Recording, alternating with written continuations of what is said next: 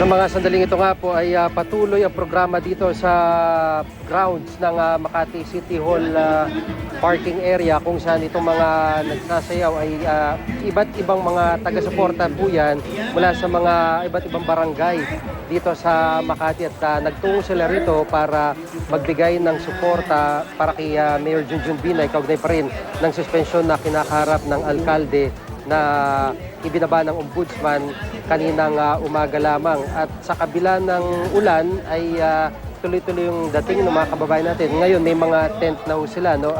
Kanina bumuhos din ang malakas na ulan dito. Pero inaasahan ng mga organizers na magpapatuloy itong programa hanggang ngayong gabi. At gaya nga po nakakanabanggit, yung mga kaanak, partikular yung mga kapatid at nanay ni Mayor Binay ay nandito lamang sa kanyang tanggapan. Samantalang ayon sa mga taga-suporta ni Mayor Binay, yung kanyang ama, si Vice President Jejomar Binay, ay maaaring magtungo rin dito anumang oras.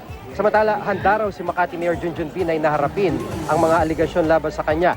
Hindi na raw siya nagulat sa desisyon ng ombudsman na suspendin siya ng 6 na buwan. At tulad daw ng nangyari sa Senado, hindi rin siya nabigyan ng pagkakataong makapagpaliwanag. Paniwala ni Binay, politika ang nasa likod dito. Nagain na rin ang kampo ni Binay ng petisyon sa Court of Appeals na kumukwestiyon sa naging utos ng ombudsman. Natanggap na rin daw ng kanilang kampo ang order to reply sa reklamo laban sa kanya. Hiling lang niya sa korte ay maging patas ang paglilitis. Sino ba ang mga bumubuo ng special panel ng ombudsman na nag-imbestiga po sa akin?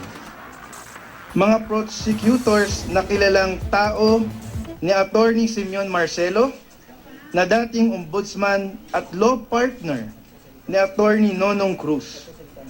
Hindi lang sila mga abogado ni DILG Secretary Mar Rojas, sila rin ay kilalang mga operator ni Secretary Mar Rojas.